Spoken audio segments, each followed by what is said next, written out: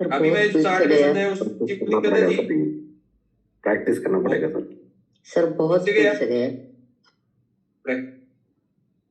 नहीं वो तो बाद में भी आएगा आगे, ऐसा नहीं है। वो मैं तो इसको समझाने की बात थी कि वो मैं क्या बता रहा था इसको। समझ में आया एक्चुअली मैं सर, यहाँ थोड़ा बताना चाह रहा प्रैक्टिस था करने से और कैसे खुलेगा। सॉर्ट करना है। जी। ओके, वो तो करेक्टिव और उसमें चला, ऑब्वियसली नए लोगों को जाएगा ही। लेकिन मैं वो जब फिबोनाची और वो लगाना सीख जाएंगे ना अपन, ये मैसेज आ रहा था किसी का डेली पर एक बार। डेली पे कैसे बताएंगे, ये तो उस पे है, वो तो बड़े टाइम फ्रेम लेना पड़ेगा तब है। ओके, अब अगला देखते हैं, वो आगे आएगा, चलो उसको बता दूंगा मैं, कोई बात नहीं कि कैसे टूटता है। आप केवल 1 2 3 4 5 काउंट करना सीखिए, उसके बाद जो है आगे काम मेरे को चार्ट पे डाल दीजिए, मैं बता दूंगा क्या। काउंटिंग ऑफ वेव्स, अभी अपन ने हार्ड रूल देखे थे, उसमें देखिए अभी ये पहला वेव जो है इसने लगा रखा है फॉल्ट। ये क्या बोल रहा है कि ये वेव 2 जो है, वेव 4 ओवरलैप्स वेव 2 नहीं है, ये 1 है, यहाँ पे विकल्प लिखा हुआ है। वेव 4 जो वेव 1 में आ रहा है एक्चुअली में, ये इसलिए गलत है ना, वेव 1 में नहीं आना चाहिए। वेव 3 है, यहाँ पे छोटा हो रहा है इसलिए गलत है।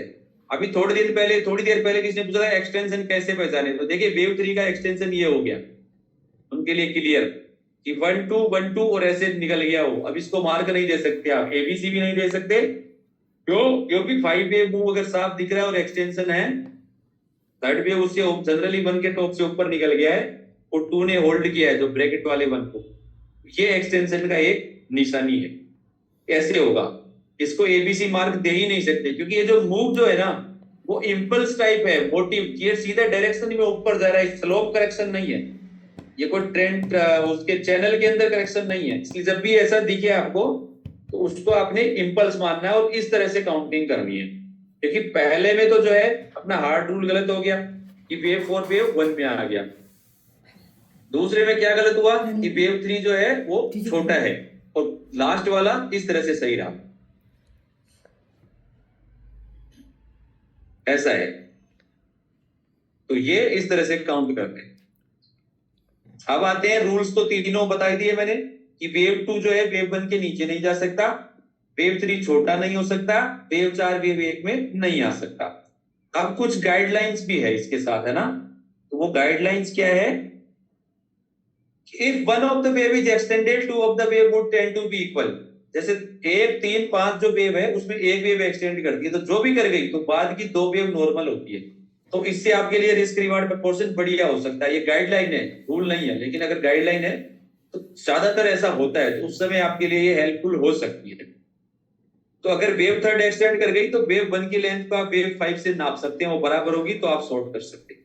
ठीक है, ऐसा है, ये कह रहा है वो कि 2 वेव नॉर्मल होगी, और अगर वेव 1 एक्सटेंड कर गई तो वेव 3 और वेव 5 ऑटोमेटिक बराबर हो जाएगी, क्योंकि वेव 3 तो छोटा नहीं हो सकता। ऐसा हो गया। और अगर वेव 5 एक्सटेंड है तो वो बाद की बात है, क्योंकि वेव 1 और वेव 3 एक्सटेंड नहीं होगी। तो इस तरह से आप उसका आइडिया लगा सकते हैं। इसके सारे प्रश्नों के उत्तर इसके अंदर ही लगा रखिए। ठीक है, अगर वेव 2 शार्प करेक्शन है तो वेव 4 जो है साइडवेज होगा 1 2 3 4 5 में। अगर वेव 2 शार्प आ गया 50 60 तक, तो वेव 4 का करेक्शन 23 या 38 तक आएगा, ये कहना है। शार्प करेक्शन जो भी होते हैं उसमें प्राइस का नया हाई नहीं आएगा, मतलब जो उसका ए वेव के बाद बी वेव जाएगा, 2 और 4 करेक्शन में बनते हैं 3 लेग बनेंगे बेसिकली, तो 3 लेग एबीसी लिखते हैं। तो जो ए के बाद बी है वो उसकी 50 60 तक जाएगा, उसके टॉप तक नहीं जाएगा। अगर सैलो करेक्शन होगा तो जा सकता है, ऐसा बोलता है। साइडवेज करेक्शन वही हो गया, usually includes new price extreme flats triangle and combination में वो हो सकता है। ये आगे आएगा थोड़ा, क्योंकि करेक्शन की गाइडलाइन है, ये बाद में सीखेंगे अपन, भी तो रहेंगे उसको। बाकी ये ऊपर की 2 आप याद रख सकते हैं, ठीक है, कि वेव 2 जो है वो शार्प है तो वेव 4 साइडवेज होगी, और वेव 1 एक्सटेंड है तो 2 वेव नॉर्मल होगी। अब ये देखिए काउंटिंग उसने दे रखी है। अब इसने किसी ने इसमें 1 2 3 4 5 क्लियर ही बन रहा है, लेकिन उसने एबीसी मार्क कर दिया, तो ये गलत है।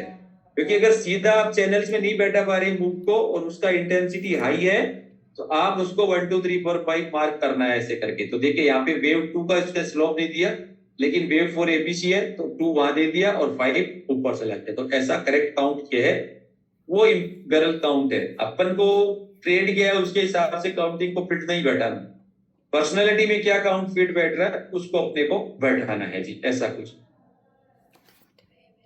ये अल्टरनेशन जो बोल रहा था ना कि वेव टू शार्प है तो वेव फोर साइडवेज हो जाएगा। अब इसमें देखिए वेव फोर जो पहले वाला है ना, उसमें थर्ड के ऊपर भी चला गया ये बी वेव इसका ऐसे।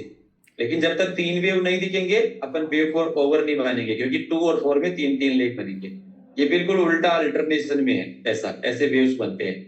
एक शार्प साइडवेज करेक्शन में है ये, है ना।